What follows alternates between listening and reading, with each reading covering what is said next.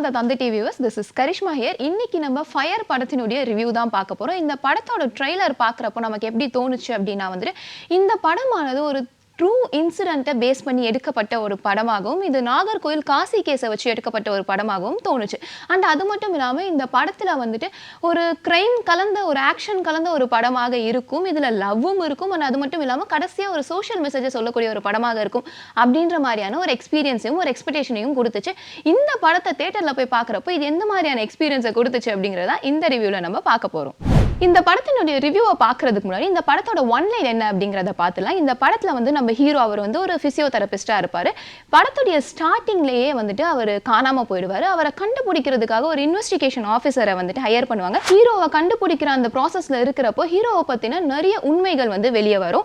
அந்த உண்மைகள் ஒரு பக்கம் வந்துட்டே இருக்கிறப்போ இன்னொரு செகண்ட் ஆஃப்ல என்ன ஆகும் அப்படின்னா வந்துட்டு திடீர்னு ஒருத்தர் வந்துட்டு ஹீரோவை கொலை பண்ணிடுவாங்க.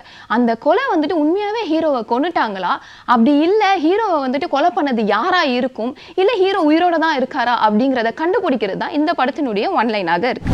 இந்த படத்துல வந்து முக்கியமான ஒரு கேரக்டராக வந்துட்டு நம்ம பாலாஜி முருகதாஸ் தான் ஹீரோ அப்படின்னு நினைச்சிட்டு இருப்போம். ஆனா ஆக்சுவலி அது உண்மை கிடையாது. இந்த படத்துல உண்மையான ஹீரோ யாரு அப்படின்னா இந்த படத்தினுடைய டைரக்டர் தான். ஏன் அப்படின்னா அவர் தான் இந்த படத்துல வந்து இன்வெஸ்டிகேஷன் ஆஃபீஸரா வருவார். த்ரூ த படமுமே வந்துட்டு அவர் தான் இதுல கேரி அவுட் ஆகியிருப்பாரு. அண்ட் பாலாஜி முருகதாஸ் வரக்கூடிய சீன்ஸ் எல்லாம் வந்து நிறைய இடத்துல வந்துட்டு அவர் அந்த ஃப்ளாஷ்பேக்கை சொல்லக்கூடிய சீன் இருக்கட்டும், அண்ட் உண்மையாகவே யார் கொலையாளி அந்த மாதிரி இருக்கக்கூடிய சீன்ஸ்லாம் ரொம்ப கம்மியான ஒரு இடத்துல தான் வருவார்.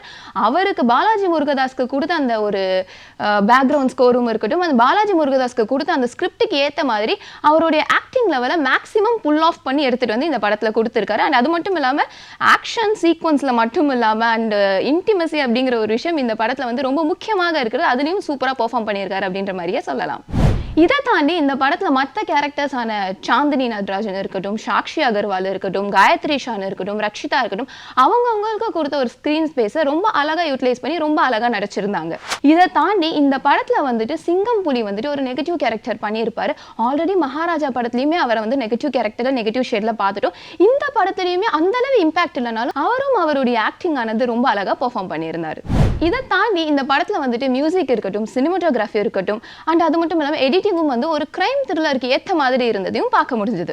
அடுத்து இந்த படத்தினுடைய டைரக்டர் ஜேஎஸ்கே அவரை பற்றி சொல்லி ஆகணும். அவர் ஆக்டிங்கில் மட்டும் இல்லை, நான் டைரக்ஷன்லையுமே கலக்குவேன் அப்படின்ற மாதிரி இந்த படத்தில் வந்து ரொம்ப அழகாக வந்துட்டு நாகர்கோயில் காசி கேஸை கொஞ்சம் மசாலா மிக்ஸ் பண்ணி சொல்லியிருந்தாரு. அது மட்டும் இல்லாமல் கடைசியாக வந்து ஒரு சோஷியல் மெசேஜை சொல்லி ரொம்ப அழகாக முடிச்சிருந்ததும் இந்த படத்தினுடைய ஒரு ப்ளஸ்ஸாக இருக்கு. இவ்வளோ நேரம் இந்த படத்தோட ப்ளஸ் பார்த்தோம். இப்போ இந்த படத்தினுடைய மைனஸ் என்ன அப்படிங்கிறத பார்த்துலாம். நாகர்கோயில் காசி கேஸை வந்து அடிப்படையாக வைத்து எடுக்கப்பட்ட ஒரு படம் தான் ஃபயர் படம். ஆனால் அந்த படத்தில் வந்து ரொம்ப அதிகமாக மசாலா மிக்ஸ் பண்ணது வந்து இந்த படத்தில் வந்து கொஞ்சம் சொதப்புன மாதிரி இருந்துச்சு, ஓவர் குக் பண்ண மாதிரியும் இருந்துச்சு. அது மட்டும் இல்லாமல் ஃபர்ஸ்ட் ஆஃப் ஃபுல்லாக வந்துட்டு கிரைம் சீக்வன்ஸு கண்டுபிடிக்கிறது, இன்வெஸ்டிகேஷன் அப்படின்னு ஃப்ளாஷ்பேக்குன்னு போனாலுமே செகண்ட் ஆஃப் ஆனது வந்துட்டு எப்படி ஆயிடுச்சு அப்படின்னா வந்து பயங்கர இன்டிமசி. இது கண்டென்ட் படம் தான், பட் இருந்தாலும் நிறைய முகம் சுளிக்க வைக்கக்கூடிய காட்சிகளும் அதிகமாக வந்து ரிப்பீட்டட் காட்சிகள், ஒரு இன்டிமசியானது ரொம்ப அதிகமாக காட்ட வேண்டிய அவசியம் இல்லை அப்படின்ற மாதிரி ஒரு மாதிரியான ஒரு முகம் சுளிக்க வைக்கிற மாதிரி இருந்ததும் இந்த படத்தினுடைய ஒரு மைனஸாக இருக்கு.